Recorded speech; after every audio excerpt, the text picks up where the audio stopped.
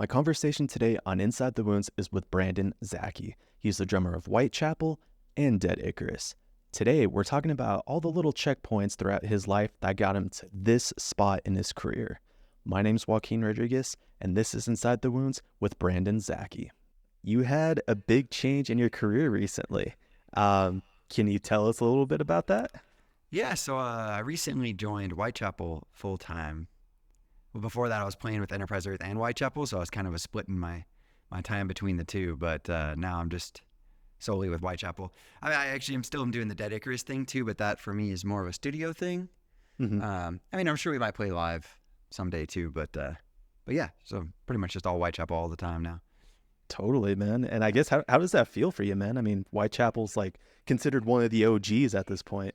Yeah, no, it's great. Honestly, like, I've never been that big of like a deathcore guy. Actually, it's kind of funny because I've been playing, with Enterprise and Whitechapel, who are both like, deathcore bands. Yeah. But like growing up, I never really listened to deathcore that much. I mean, obviously, like I know Mark from Suicide Silence, so like we go way back.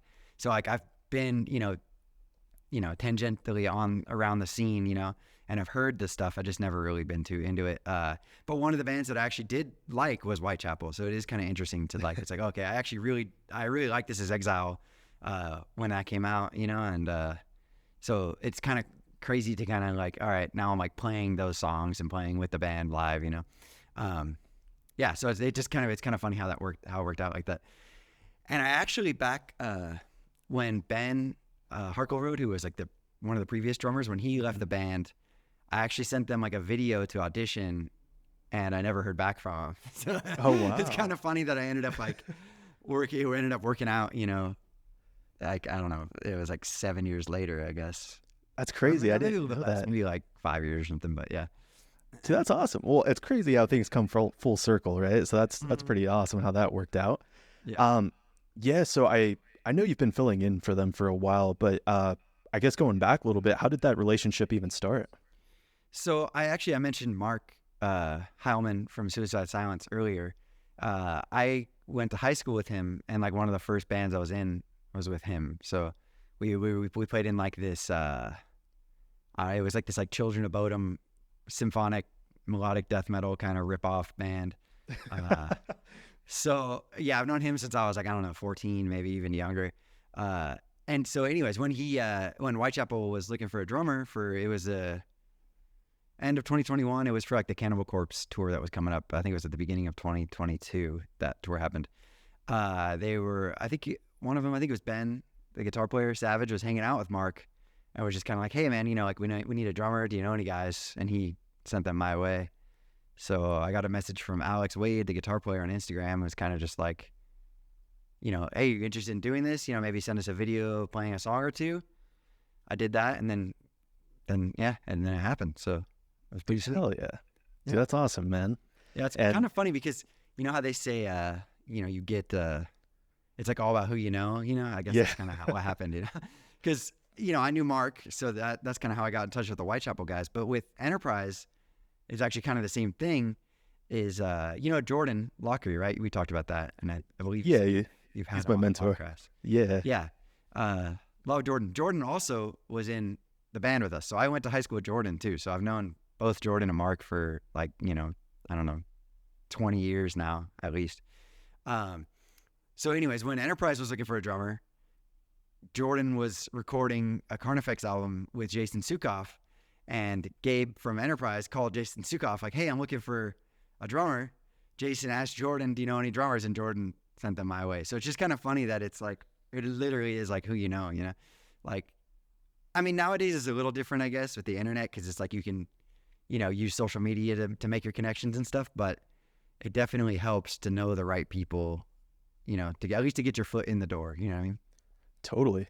And that's kind of cool that those were connections from basically your childhood. I mean, high school, that's pretty much your childhood. Seriously, I literally, was just lucky to go to high school with them, you know what I mean?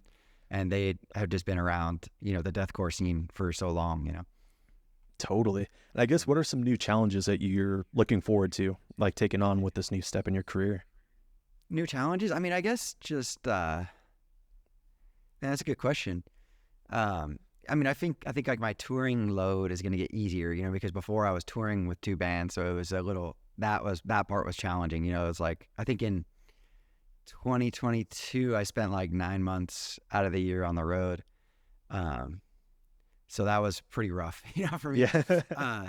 So that part's going to get easier, but I guess like challenges, you know, I mean, I think maybe like I'm hoping, you know, to get, you know, more ears on the music, you know, and just kind of dial in my compositional side of things. You know, I think with the new album, that's not, I guess it depends on when this podcast comes out, but the new Whitechapel album is going to come out early next year sometime. So, I'm sure this will come out before that, but with the new album, the new songs, I really worked to, you know, not trying to think of the right word, to really just make the songs as good as they possibly can be. You know, it's like, it's easy for me to like, oh, all right, there's all these like past Whitechapel drummers, so I got to come in with like a chip on my shoulder and like I have something to prove, you know.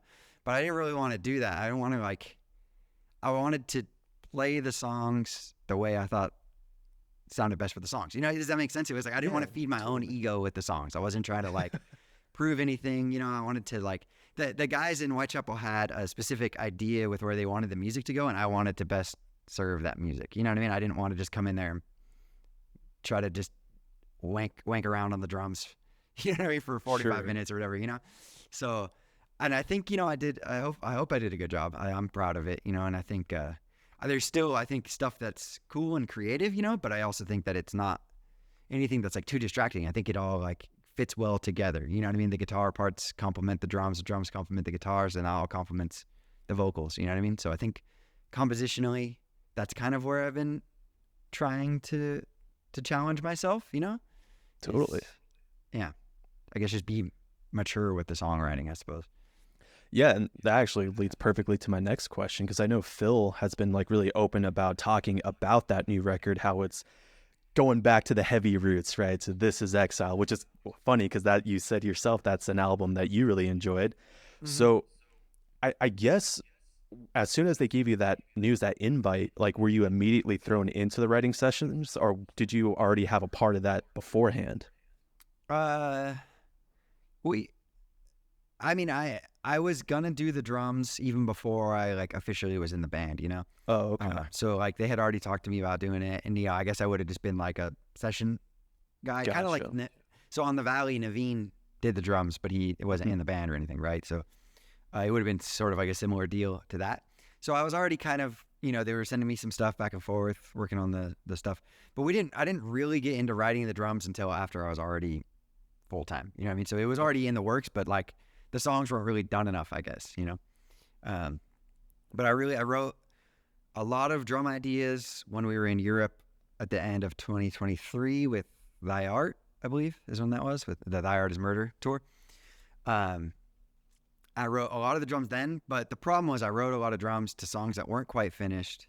And then by the time we went to record the drums, they had changed a lot. It was kind of constantly, you know, evolving. So it was like, all right, I would like write something, and then I get the next mix. It's like, oh, that part's not in there anymore. So then I like write something else for the parts that's there. You know what I mean? So it was just kind of like a lot of that. Even like by the time I went to actually record the drums, there was parts that we were still like kind of messing with and figuring out and changed like in the studio, you know? So, I mean, that was kind of cool. It kept it organic. Like a lot of the fills and stuff on the album are improvised. You know, it wasn't like it was super planned out ahead of time. I mean, there was stuff that was planned out, but I think there was some stuff that we did, you know, that I did different than what we were planning on doing. And then it ended up being like, oh, that was cool. Let's kind of keep that, you know what I mean? So it felt a little bit more real, I guess you could say. It's not going to be like it was a drum machine, like everything was programmed out ahead of time, you know? Yeah, totally. Well, that's cool. And I guess, does the vibe feel a little bit different with you and the rest of the guys in Whitechapel now that you're official? I mean, like, no, nothing's really changed between us. I would like to think, hopefully, you know, to the outside listeners, that the vibe is different. You know, like at least once you hear the new songs, I would hope that it's like, you know, I don't know, like, I hope it sounds fresh. You know what I mean? New drummer, new stuff. They're kind of going, yeah, sure, they're going back to like heavy stuff. And I mean, I know bands say this all the time, like, oh, it's like the heaviest album. But I do truly think it's the heaviest stuff that they've done. So, but But I mean, I know people are gonna, are gonna not believe that until they actually hear it. But, but yeah, so I mean, I'm hoping, when people hear it, that it's like a breath of fresh air, at least, to the band. They were joking that they said like, oh, like, man, when people hear this, they're gonna think you saved the band or something because it's so much heavier. They went back to their roots when he joined, but even though I think it would have happened no matter what, you know what I mean? So. Yeah, and I guess let's dive into that a little bit. So what are you excited about in terms of just like implementing more of your style into a Whitechapel project? I mean, it's kind of like, as far as like my style, I don't know. What I want is to let them do a drum, let me do a drum solo live. That's what I want. Yeah. So hopefully I'm going to work that out, maybe a headlining thing or something. But I mean, that doesn't necessarily have to be on the album or anything. So, I think that would be cool. And honestly, I think that they'll be down with it because that, it just gives them a break. Like, hey, let me just mess around with the drums for 5 minutes and then they can go. Yeah, but as far as like my style, I like a lot of like, kind of groovy stuff, but that's already stuff that they've done, so I think it'll just be kind of like, similar things that have been done, but just with my take on it, you know what I mean? So, I don't think that there's anything that I'm specifically going to do that's going to be completely crazy, at least yet. I don't know. Maybe we'll see. I do like to do a lot of like polyrhythmic things, and I don't think that they've really had too much of that, at least like with the drums, so we'll see. And there is some of that on the new album. There's a few spots, a few songs. There's one that we did we finished it after we toured with Meshuggah, so it definitely had a little bit more of a Meshuggah kind of influence. You could tell we were on the road with Meshuggah for a few weeks, listening to them every night, So, yeah, I mean, I don't know. I don't know if that answers your question. I can. Yeah, dude, I'm really excited to hear you on that album, man. Like I've heard your work for many years with Enterprise. So to hear you on a Whitechapel record gets me super stoked, man. I mean, Whitechapel was one of the bands, like both Whitechapel and Job for a Cowboy were the two bands I essentially discovered at the exact same time, my freshman year of high school, to get into deathcore. So gotcha. To see you on that is gonna be fucking dope. I'm excited. Oh yeah, thank you, man. I'm excited too. I'm really excited for everybody to hear it. We actually do have a new song coming out very soon. I don't know if I'm allowed to say, but well, when is this going to come out? This is going to come out probably Wednesday of next week. Oh, okay. Well, the song will be out by then. So. Oh shit. Yeah. So like you're talking about like a week from. So like what would that be, like the 18th? So at 9 days from now. Yeah. So it'll be out by then. So. Oh shit. So, yeah. So the song will be out on September 12th, which is in the past from when you're listening to this for everybody. So listen to the new song. Dude, hell yeah, man. That gets me super stoked now. Yeah, it's coming out in like a few days. So. Dude, that's so awesome, man. Dude, that's great, dude. So let's shift a little bit here. Let's go back down memory lane. You already touched on it a little bit, but Nocturnal Symphony. Oh, there you go. Yeah. So you know it. Yeah, man. So obviously you mentioned it. You went to high school with both Jordan and Mark Heilman, which, bro, like, both of those guys have made incredible contributions to the metal scene with Carnifex, with Suicide Silence. So like, how was it growing up together throughout high school? I mean, I don't know. It's kind of weird because like, when none of us knew, that like things were going to go the way they went, It is funny though, because I think I remember like when I was, playing with Mark and them, and I feel like I remember Mark at some point be like, oh yeah, I'm going to like go try out for this band, Suicide Silence, and it was just like, just super like offhanded comment. It's like, oh, okay, cool. Yeah, have fun. But it's like, then you don't know that it's like, oh, they're going to be like a huge, like one of the bigger bands in the scene, But no, I mean, it was honestly, love those dudes. It was great times, There wasn't really like that big of a metal thing in our high school, so it was kind of like pretty small, it was maybe like a group of like 5 or 6, maybe 10 people that we were kind of hanging out with, Really? Pretty small little scene there, I guess. We grew up in Temecula, which is like it's kind of like near Riverside, California. So it's not like a super small town, but it's also not like a huge city either. But right. But yeah, I mean, no, it was great.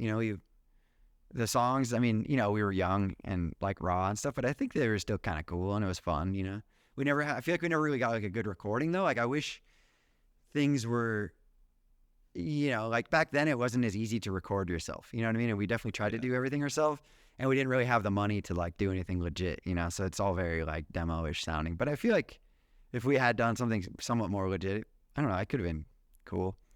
Honestly, I haven't listened to the songs in years. I'm saying that, and then I might go back and be like, oh my God, this is horrible. That's hilarious, dude. Yeah. Well, it's crazy to think like that much talent came out of that high school. I mean, shit, 'cause I said, right? All of you guys did your own thing at a high level. That's fucking, that's badass, man. And we kind of like went our separate ways, for a little bit. Like Mark kind of did the Suicide Silence thing. Jordan kind of was off doing his own thing. He was playing in this band Dangerfield and stuff before he started doing the Carnifex thing. And then I ended up doing like a bunch of marching stuff. I actually like my junior and senior year of high school, I actually transferred to a different school. So I kind of like didn't really see them as much after that. And then I ended up doing like marching kind of drumline stuff for a good, like, I don't know, almost like 10 years. Right. So like when they were off doing that stuff, I was kind of doing that. And then it just ended up kind of ended up getting back together, and I ended up getting back more into the metal stuff. And then I guess I'm where I am now. Hell yeah, man. Yeah. Yeah. So, I mean, I guess as a kid, how long did it take you to start feeling comfortable about like your writing abilities? Oh, I mean, honestly, like I didn't even feel comfortable about it till like now. I still don't even feel. Oh yeah. I don't know. It's like I do, but it's like, it's the thing is you never know. It's like there's things that I think are gonna be cool, right? And then it's like you never know how somebody else is gonna react to it, right? Sure. So it's always interesting to like show somebody the songs and then like see their reaction. It's like, oh dang, like, and then there's parts that like I thought were like whatever, and then people were like, damn, that part was so like heavy or whatever, So it's like, it's kind of hard to gauge. I mean, I feel like the more you do it, the better you get at it, right? Like it's like, okay, you can kind of like start to think that that's gonna be like a good moment in the song or whatever, right? Or like a sick riff, But I guess it's like, yeah, you never really know. And we talked about that with like when we were picking singles for the new album. It's like, all right, like, I think this song will be sick, but then it's like, is that song really gonna hit, or is it like, or is there another song, and then it ends up being like some random song that you never even thought would be cool, ends up being like having like the most plays on the album or something, It's like, it's kind of hard to tell. But yeah, I mean, with like composition stuff, it's like, I feel like in high school, it's like, I had no idea what I was doing. I was just like, just kind of just going, Right.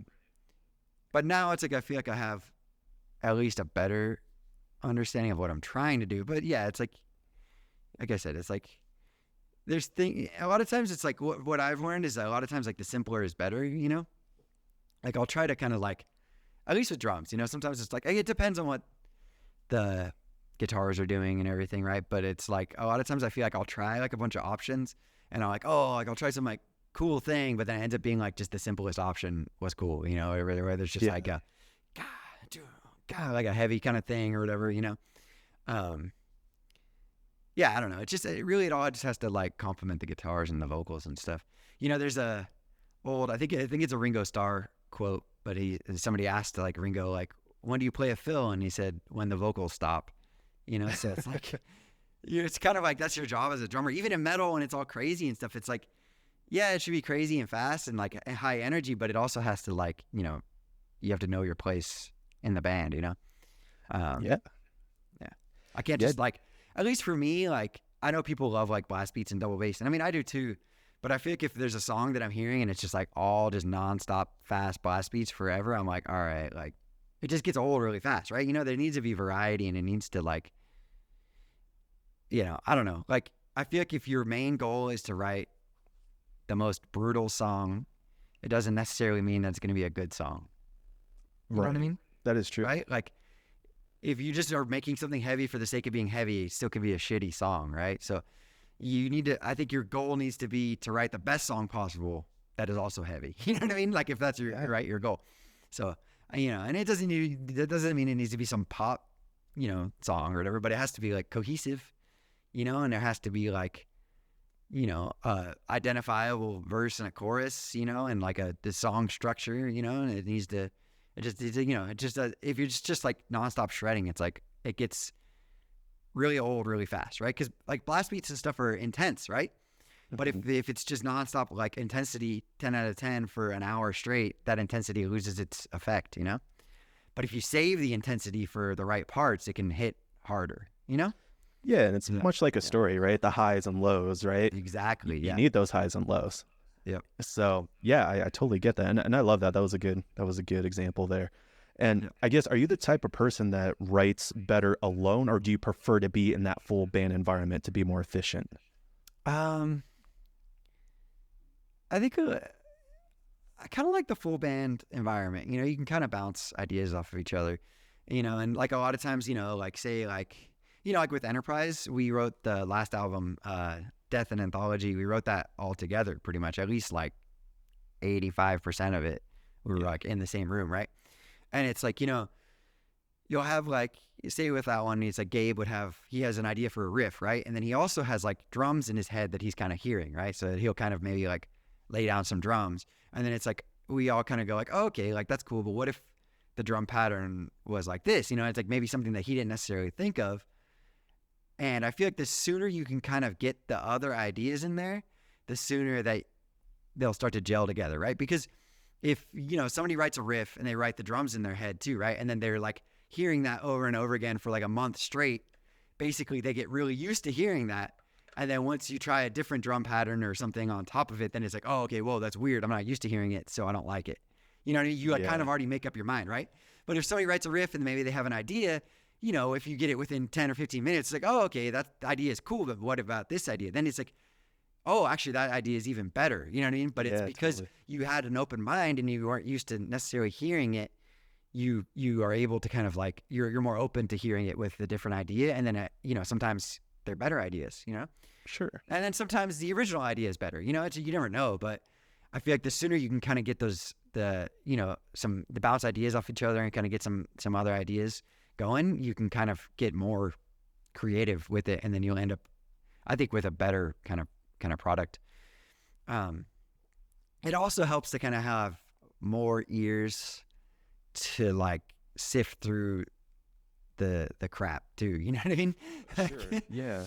You know, like if you're by yourself, it's like you kind of ride it and then you know, it's like, okay, like I think that riff's cool, but then you know, and you show the other band members are like, oh, actually no, that riff isn't good, you know? But if you're like all in the same room, then it's like you can kind of like, you know, steer it the right way right away, you know what I mean? And kind of like sift through the ideas without having to like waste as much time. Like, oh, I spent 3 hours on this song and we didn't use any of it, you know what I mean? Sure. So, yeah. Yeah, totally. So I guess, how does that work now? Because you're in California, right? And the Whitechapel guys are in Knoxville? Yeah, so we wrote most of the album, you know, it was very much a lot of like sending ideas back and forth. And then, like I said, I programmed out a lot of ideas when we were in Europe with iArt doing that tour. But for the next album, like not the one that's coming out, but the next one, I did tell them that like I want to come, you know, for like a week or two and just like write. Hell yeah. You know, so I plan on doing that.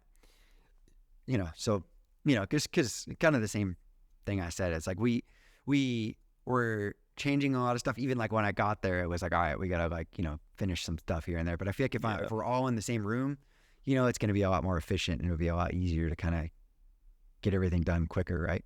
Right. Absolutely. And I guess, what was the dream as a child? And do you feel like you've accomplished that thus far? I mean, yeah, I don't know. It's kind of hard. Like when I was a kid, you know, I think it's like I wanted to play drums, but I didn't really know where that was going to go, you know? And then it's like, I feel like as I've been going, it's kind of constantly been changing, right? But the only thing that stayed consistent is drums, right?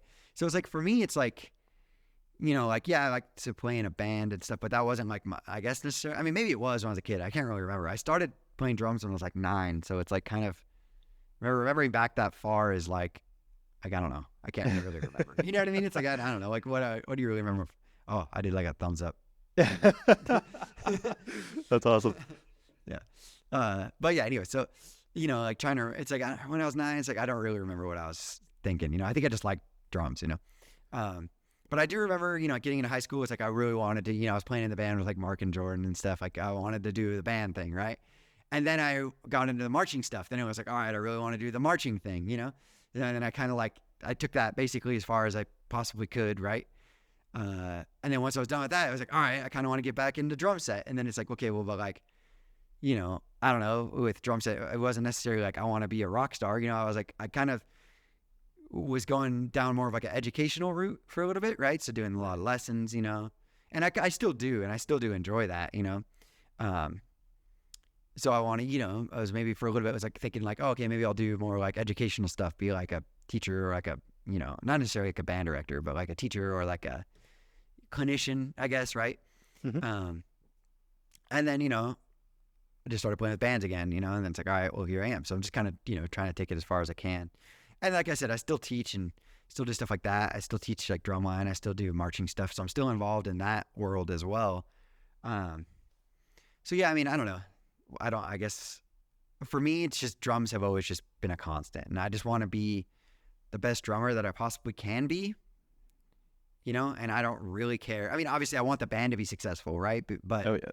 But that's never been like my main thing. I'm not like, oh, I got to be in like the biggest band in the world or whatever, like I don't, it's like, honestly, I would be just as happy if I'm, like 80 years old and I was a successful drum teacher or, or whatever, it's like, as long as I feel like I didn't waste my time and I feel like I got as good as I possibly could at the drums, you know what I mean? I didn't, so that's like my main thing, Yeah, absolutely. And you just touched on it just right now, but like fast forward to today.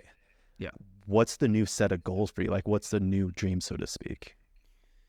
So for me, like, I want to keep kind of doing what I'm doing, right? So it's like, I guess I'm already doing the thing, it's like, I don't want to say I've like accomplished my dream, right? But I Sure. feel like I've already kind of like, I'm doing it, right? I just want to keep kind of improving at it, what I'm doing, right? Is keep getting more consistent playing live, keep getting better at writing, keep getting better at like, for me, a big thing, at least as far as like drum specific, is like improvising and stuff like that, and being able to like speak freely on the drums. That's like super important to me because I feel like I've always kind of struggled with that, so that's a big goal, right? So I have like things specifically that I'm like practicing and working on that are goals, right? But, as far as like a goal, like, in my career, like, I don't know. I mean, I want to keep, doing what I'm doing, right? It's like, Yeah. Stay consistent, keep the body healthy pretty much exactly, at this point, right? Yeah. Keep at it, Yeah, it's more about longevity, right? Especially like touring and stuff. It's hard. Yeah, and I mean, I would like to do, some more teaching stuff, more clinics and stuff. I want to do like PASIC, which is like a Percussive Arts Society International Convention, do some clinics at like drum shows, do a lot more teaching things too, as well as keep performing in the band, So it's kind of, it's where I'm at, just Totally. keep on keeping on, I guess. Yeah. Yeah, for sure, dude. And I guess at like what point in your life do you feel like you finally made it, right? I feel like making it's a different definition to everybody, right? True. I guess for you. I don't know if I ever will, to be honest. Like, I feel like I'm going to be like, fingers crossed, I'm going to be like 80 years old, like in my deathbed playing on like a drum pad or something, right? Hell yeah. You know what I mean? So it's that. like, I was still like, oh man, I could work on that thing, I don't know. I would love for that to be, a thing. It's like, I don't know if I'm ever going to be 100% satisfied, so I think I'll just keep working at it, Yes. So pretty much just always being a student of the game, pretty much, exactly. Right? Just being humble. Always being a student of the drums, so. Yeah, totally. And I guess I know you're a really busy guy. So what does your daily routine look like? So like when I'm at home, well, I guess, when I'm at home and on tour, they're not that different, I guess. I have things that I like that every day that I try to like accomplish. I guess, well, not necessarily accomplish, but like there's things that like, okay, every day if I do these things, I feel like I didn't waste my day, right? It's like, so usually it's like, all right, practice, right, for like a certain amount of time, so at home, usually I'll spend a little bit more time behind the kit practicing, usually like 3 to 4 hours a day I'm playing, maybe even a little more sometimes, it depends on what I got going on that day, but usually that's pretty consistent when I'm at home. On tour, it's usually more like an hour or two max because, it's like, usually it's like, we're traveling, I'll sleep in a little bit later, got to do this thing, got to set up the drums, got to perform, so like an hour of my time is also spent performing. So like, the total amount of time I end up drumming in a day on tour is probably similar, but half of that is the performance, right? Which I kind of think of as being separate from practicing, right? Even though I'm still playing the drums, right? Another thing I try to do every day is like some kind of fitness thing. I'm not like the craziest gym guy, but like, I try to at least do like, something like at home. I'll actually like go to the gym or something, but like on the road, usually it'll be something more like running, or I usually bring like a pull-up bar, do some pull-ups, some push-ups, just some simple stuff, try to stay in shape. Usually I try to like read something every day, usually before bed, I'll read for a little bit. Those are just like things that like, as long as I do that in a day, I feel like it's like, all right, cool. It wasn't like a wasted day. You know what I mean? Yeah, totally. I didn't just like sit around, playing video games, which I do like playing video games. That's like I guess that's the thing. It's like, I do those things, but then it's like, all right, as a reward, it's like, okay, I'll like play some video games for a while, or I'll watch like, a movie or something on TV, Right. So it's, I'm definitely like big on like, okay, like, work hard, but then also, relax and stuff too, try to balance it out. But yeah, so I guess those are, my days are pretty similar, but just on tour, there's a little bit more time where it's like, I guess downtime, it's like when I'm at home, it's like, I'll fill up that time, like, hanging out with my wife or whatever, when I'm on the road, it's like, all right, like just going to sit here and, be on my phone or like, or hang out with people or play on the Xbox or something, so I kind of fill that time with, other stuff to kill time when I'm not like practicing or setting up the drums or performing or whatever. For sure. So, and I guess what do you think the key is to being productive? To being productive? I guess just, try to stay hungry, and like always kind of set like small achievable goals. Like for me, like for, drumming is like easy and stuff, and like fitness too. It's like I'm into it and stuff, but like it's not like I'm not as into it as drums, right? It's like I don't spend 4 hours a day at the gym or whatever. Right? I'd probably be in a lot better shape if I did. But for me, it's like, I set like a small goal. It's like, all right, cool. If I can just like go out and run, a mile, it's like, that's like, maybe it takes me 10 minutes, right? It's like, all right, as long as I do that, then it's like, I can, I accomplish something, right? And then it's like, next time I go, maybe I'll try to run a little bit further, just like small little steps. I think the hardest part is just getting started, right? So, the hardest part is, it's like, all right, I know I need to go run, but I'm sitting here watching TV. It's like, all right, how do I get up? And, but it's like, once you get up and you get going, it's easy, it's just getting the motivation to get started is the hard part, Right. And I guess to go off that too, because you mentioned, full-time touring, right? Mm-hmm. Then teaching, the fitness thing. So when it comes to like, home life, like, is it difficult for you to kind of like separate, touring life to like the family life? I mean, I don't know if it's difficult. Like I come back home and it's just like, I try to I spend as much time with my wife as possible, which is, it's hard because she works like a regular job. So like, I'll come home from tour, but then it's like, all right, we can only hang out at night, or whatever. Right. But still, it's like, it's better. The hard part is being gone, Right. And trying to, and she's very, very good about it. She's very supportive and stuff. And, we try to talk fairly often. We actually don't talk like, I feel like, we text constantly, but I feel like we talk on the phone maybe every other day or something, and we FaceTime. Usually if I have a day off, it'll be, we'll FaceTime a lot on those days, but yeah, so she's very supportive and she's very good. I'm lucky to have someone who's like that, because if that wasn't the case, it would make it a lot harder. You know what I mean? So yeah, the hard part is more so, missing her, you know what I mean? And, and spending time away from your loved ones and your other friends and stuff, that you don't get to see as often, because I have like my friends on tour, right? But then I also have friends at home that aren't on tour. And it's like, okay, well, I miss, my wife or my other friends or my other family, you know what I mean? Totally.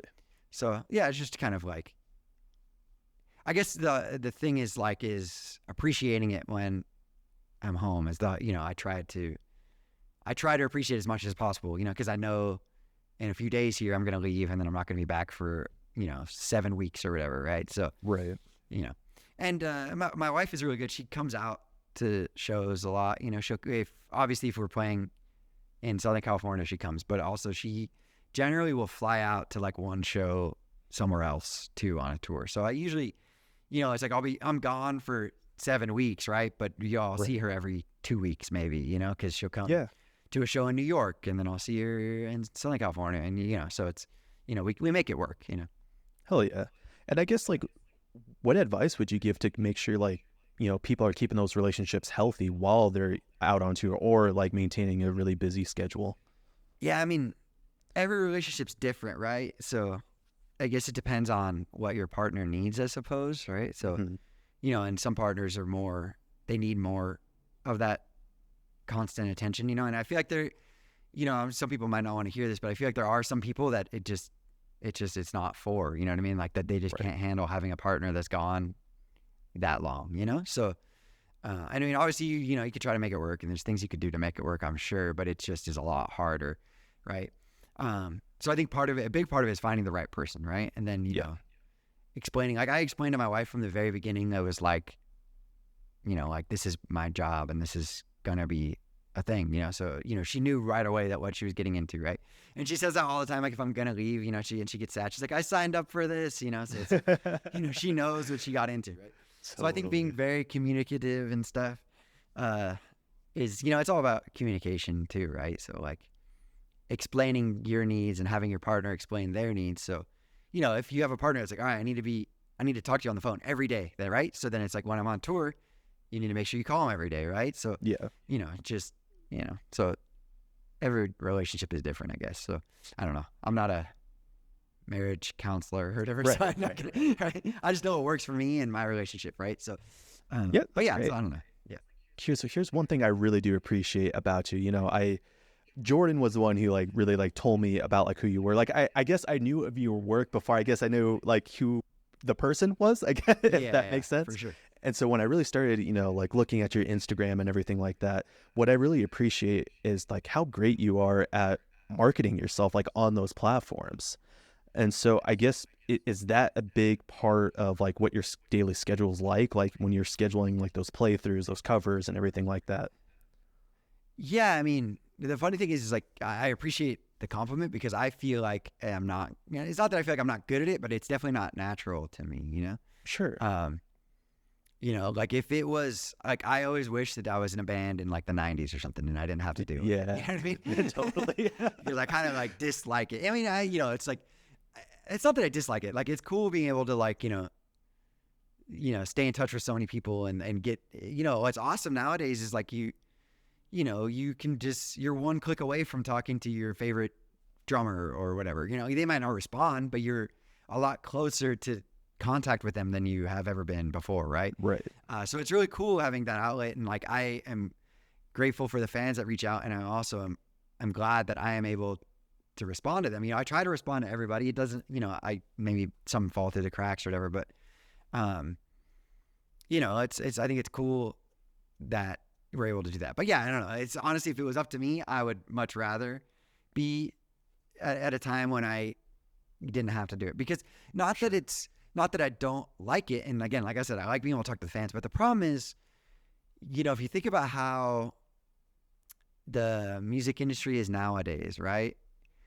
We're a label's marketing division, basically. Yeah. You know what I mean? Right. Totally. So like if you're signed to a label, they give you money to record and stuff. Great. Cool. Awesome. You record and then they go, all right, now make stuff to sell the music, right? They don't make anything really. They just share what you make, right? They're like, yeah, they want you to make playthroughs and they want you to make the music videos. They might give you money for the videos, right? That's awesome too. Cool. But they expect you to do it, right? It's not like it's like something. So it ends up being like, you're not just a musician. You're not just making the music. You're having to be a marketer too. You're having to you have to be a merch salesman, right? You have to design merch. You have to do all this stuff. So it's like, yeah. So it's like the entry level to be in a band is way lower than it's ever been, but the amount of, I guess, like responsibilities that are put on you is a lot higher, right? Versus if you were in a band in the 70s, you just showed up and like wrote the songs and then somebody did all that stuff for you, right? Totally. So, so I mean, I do appreciate the compliment. Yeah. Because for me, it doesn't feel natural. It's a lot of work for me to, to work up to having to do stuff. But I mean, I do like today before doing this podcast, I did spend a lot of time. I spent basically all day today recording some videos, so I have stuff to post when I'm on tour, right? Because I'm about to go on tour in a few days. So a lot of times we'll do that is I'll spend like a day or two and just try to get it all out of the way, and I'll record like 4 or 5 videos, maybe change like my shirt or something so it looks like it was a different day, right? Yeah. And then I have those to post, right? So for me, it kind of works better that way, I don't spend too much time like obsessing over it every day, but I'll like, occasionally like, all right, I'll like have like a notes thing in my phone and be like, all right, like let me think of some ideas for some videos. And a lot of times it's just stuff I've been working on. Like, okay, I'm practicing this thing on the drums. Like I'm practicing it no matter what. Why not just record it and then I can make a video of it and people can check out what I'm practicing, right? And I think people like to see that. At least I do. It's like, okay, like, I want to see what my favorite drummers are working on. And maybe I get an idea or like, oh, it's like, oh, cool. Like I didn't know that's how he did that or whatever, So I like to do that, because then it's like it's not like I'm having to learn something completely new just to post online. It's like, all right, it's this thing I'm already doing. So, Yeah. I think, I would like to think that I've gotten better at it, so I appreciate it. And I'm sure, that there's easier ways I could go about it. Like I could just meme myself, to make memes or do like, blast beats over this Britney Spears song, like I know there's stuff that I could do that would get more views, but to me, it's kind of like, it's not natural to me, and there's nothing wrong with that, right? Like if you want to like, do that route, right? But it's like, to me, I think like, this is how I think about it is like memes are very like temporary, I guess, right? Like, it's like, memes come and go really fast. Like you think about like, I don't know, what's like the Hawk Tua meme girl or whatever. It's like that came and went already, right? But it's like, it was everywhere for a month and then it's gone, right?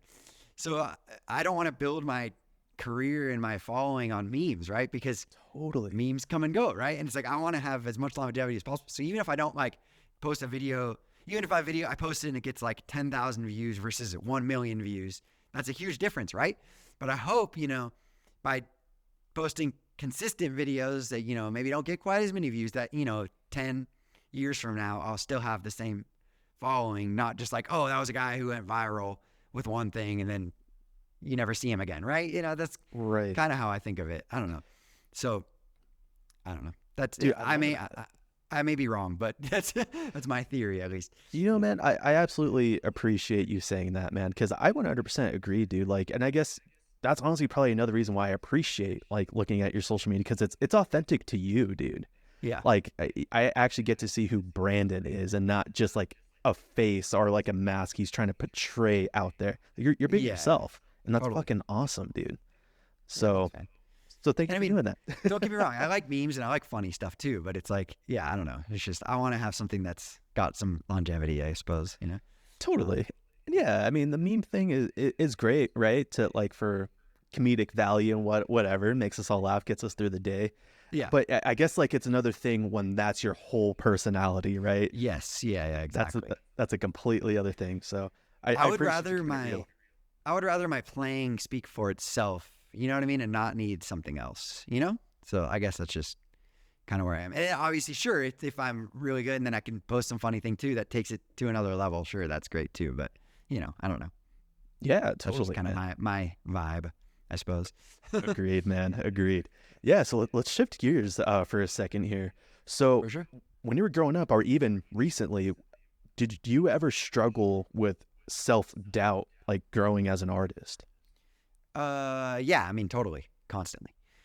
I still do, I think, kind of, because I feel like, we're always our own harshest critic, and I did the marching thing for a long time, and I attribute that with like literally basically, I accidentally did another thumbs up again. So fireworks. Holy shit. I don't even know how I'm doing this. All right. So if you're listening to this and not watching this, you're missing out on some funny random stuff. What was I saying? Oh, so yeah, I did the marching thing. I feel I attribute that with like, basically teaching me how to really play, right? But also in that it's very like analytical and it's a lot of very like judgmental stuff. So I also feel like that put a lot of pressure on me to be perfect. You know what I mean?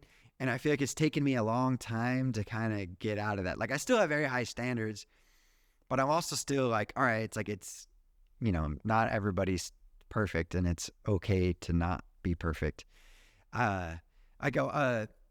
Quote, or I guess it was from a video that really stood out to me, is there's this drummer, Chris Coleman, and there's a video, I don't remember if it was from an interview or something, I can't remember, but and he said something about like, you know, I never expect my playing to be perfect because he thinks of his playing like talking, right? And he's like, you know, when you're talking, you make mistakes all the time, right? It's like, oh, you say like, what was I talking about, right? You like make mistakes, right?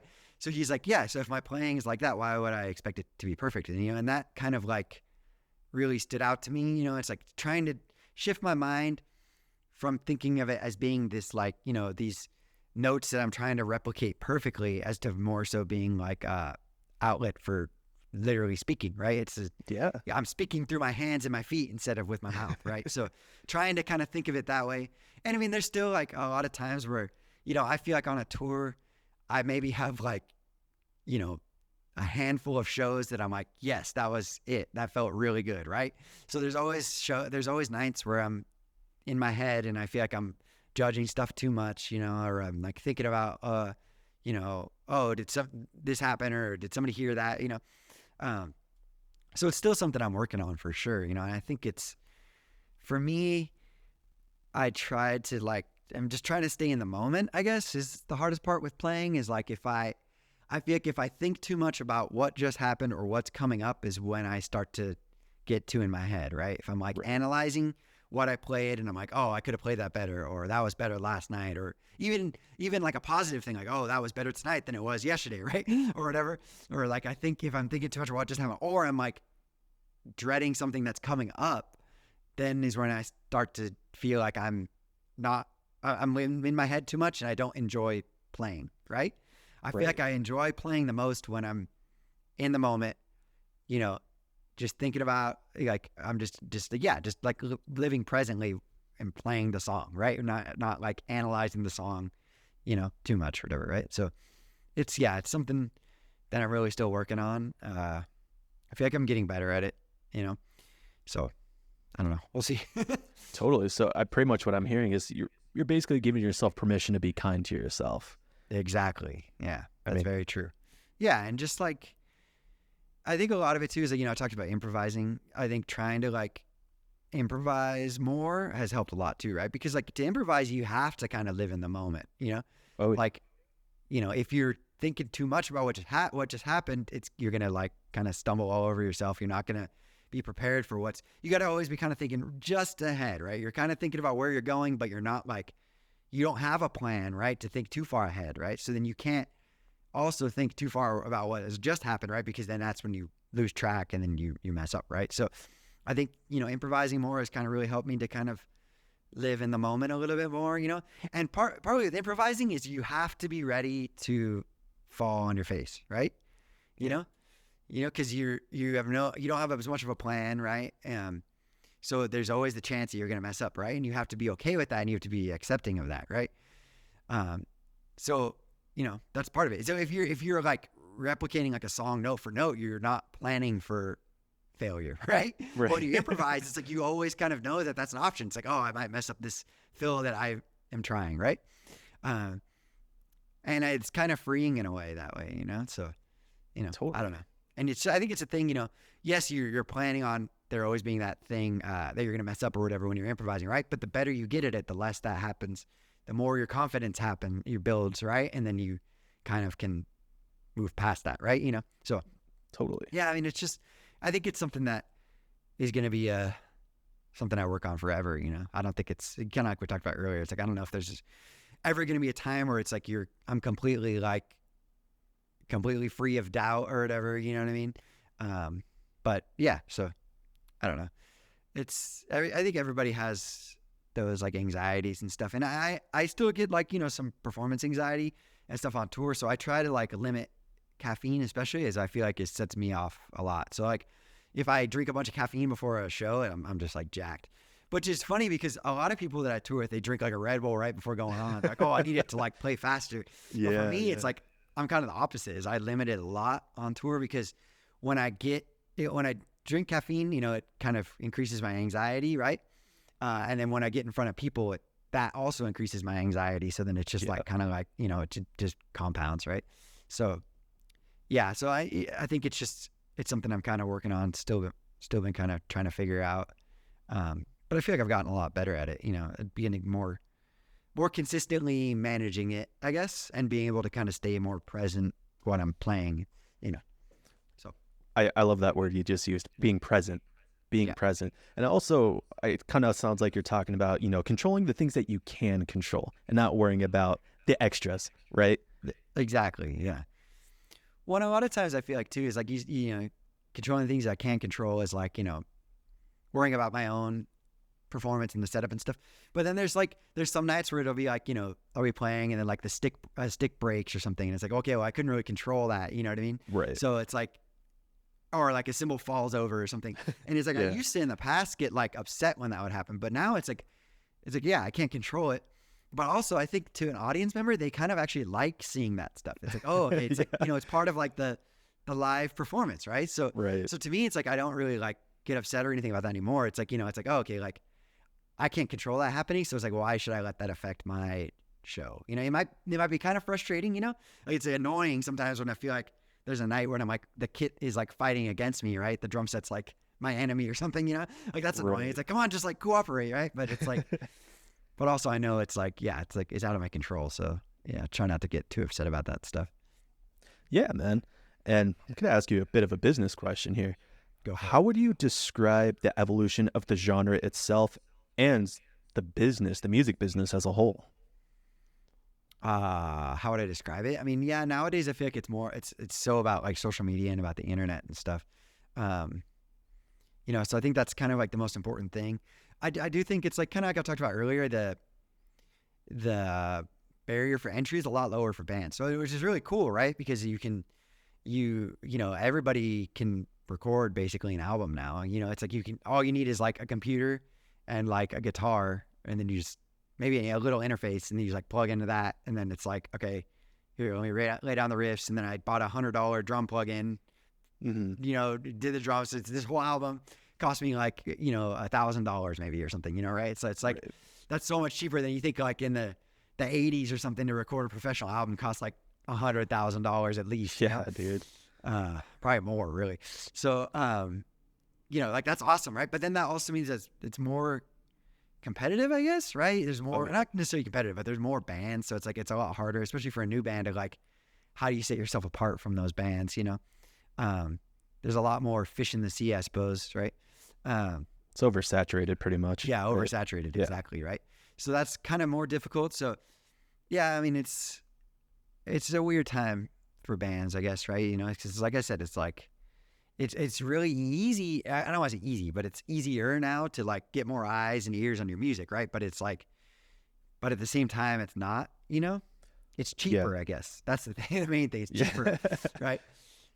You don't have to spend a bunch of money and have a record label put your song on the radio, right? But, there's also less guaranteed return, though, I suppose, right? Right. So, yeah. And I guess to piggyback off that, how do you think one makes a full-time career, out of being a musician in today's day and age? Yeah, I think you got to kind of be, what's the word I'm looking for? Versatile, I guess, right? Is you got to, like for me, it's like I'm the drummer of Whitechapel, right? But then I also teach drums, and then I also do this, and I also do that, so, it's like you look at a lot of people, though, like, play guitar in this band, but then they teach guitar lessons, but then they also sell a guitar, maybe a signature guitar, and then they also have like a guitar plug-in, and they also have a Patreon, and then they also, you got to kind of have your income coming from several different places. I think that's kind of is key nowadays. Not very many people are literally just making money off of the songs. Oh, you know what I mean? Sure. Like if anybody, you know what I mean? Even like the biggest bands, like you got to tour, you got to sell merch, you got to record music, you got to do a lot of stuff. Yeah. So I think that's the key, it's just like, you got to think of multiple streams of income, I suppose. Right. Yeah, and I think that's that. I mean, everybody kind of goes about it in a different way, but for me, it's teaching. That's always kind of been my biggest thing, is doing like lessons and stuff, and like teaching drumline. So for like when I stopped doing the drumline thing, I taught full time, and then I kind of started touring. I started teaching a little bit less, right? And then now I'm more so tour full time, but I'm still like here and there doing some teaching and stuff. So it's like I've kind of have managed to shift away from it, but that's always something I can kind of get back into, right? Is if I wanted to teach more and I'm not touring as much, I can always do that, So I kind of always have that to fall back on, I guess, Right. Even though it's not like I kind of wanted to give myself no out from drums, right? I wanted to I knew I wanted to play drums, so I didn't want to I'm going to go to school for business so then I can fall back on that, right? As for me, it was I know I'm going to play drums, no matter what. Not that going to school for business would have been a bad idea, but it was I feel like if I had that safety net, I would have been a lot easier. I would have more easily taken that route out. You know what I mean? Well, shit. I mean, the biggest enemy of plan A is plan B. Exactly. Right. And that's just, man, that maybe seems like horrible advice, to aspiring as musicians, maybe, I don't know. It's there was a lot of years where I was struggling to get by. Right. So at some time during those years, I'm sure I probably would have just been fuck it. I'll just teach drums and then, whatever. Right. But I don't know. So it's I felt like giving myself less options was the only way for me to really make it happen, Totally. And I guess with that being said, what's an important piece of advice that you'd give to up and coming musicians? Just be cool. That's my main thing is I tell people all the time whenever they ask is just be cool, because it's there's lots of people that can play, right? And, but there's not that many people. I mean, there is a lot of people that are cool. I feel like the thing is with if you're in a touring band is you're living with other people for, weeks at a time. And if you're not cool, people are going to get sick of you really fast and you're not going to be in that band for very long. You know what I mean? So it's Yeah.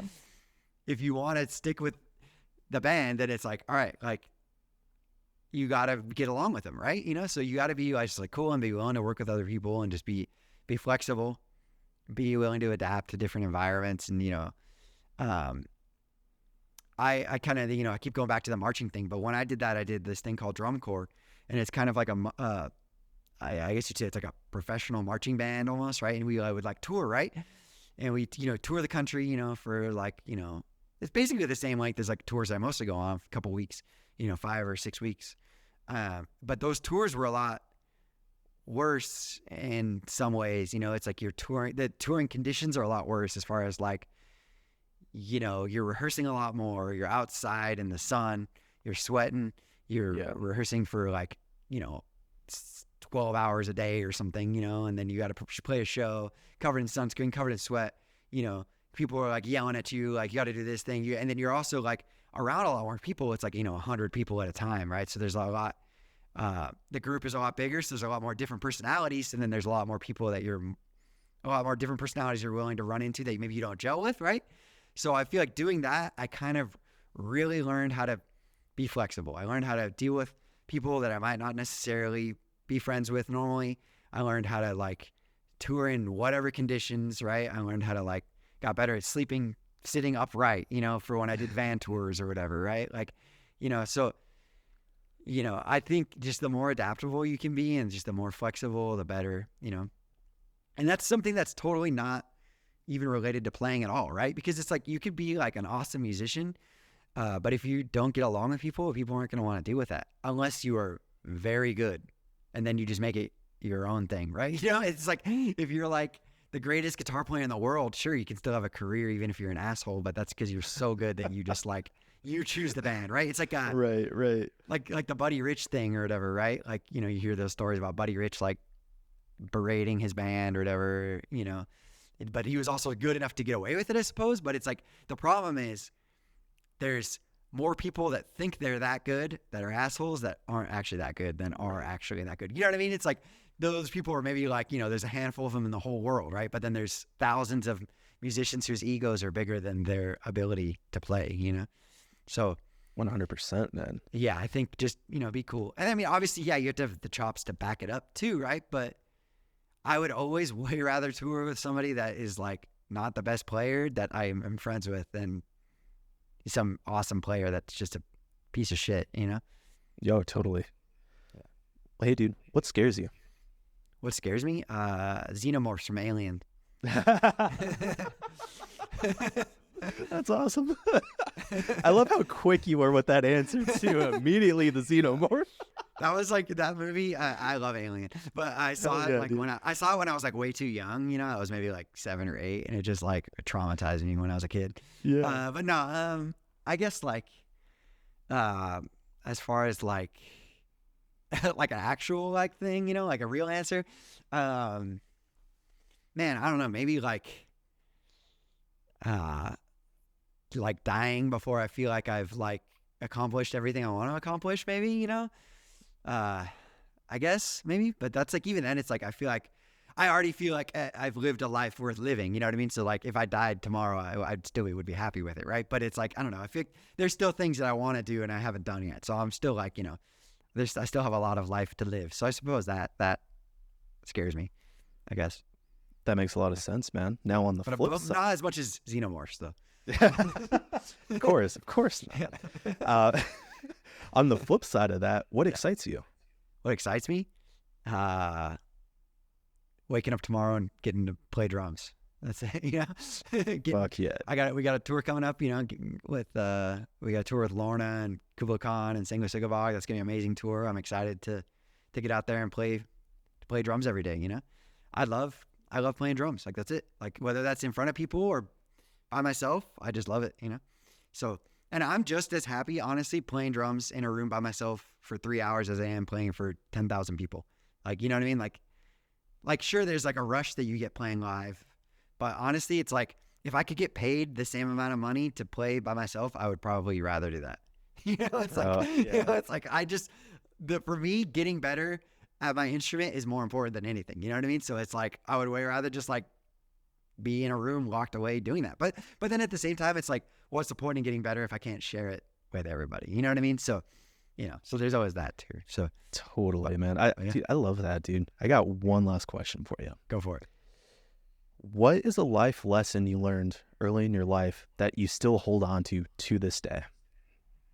I get life lesson, man. Well, I have a drumming one at least, is playing with a metronome. That's that's I think that's guitar. Whenever somebody's like, hey, like, what do I need to do to get better with drums? Like learn how to play with a metronome, like that's like literally is like the most important thing.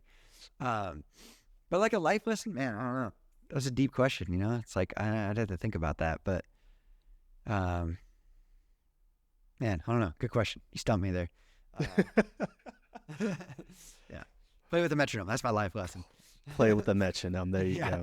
No, I already kind of, I guess, just be cool. I mean, like what I was saying about like, being adaptable to people on tour and stuff like that. I guess that you can apply that to life too, like there's so many people like in the world that like, if somebody like just, rubs them slightly wrong, they like freak out, and it's like, you don't got to be like that. Like that's a choice that you're making, like, you know what I mean? It's like, totally. Just be cool. Just be cool to everybody around you and you'll be happier. I promise.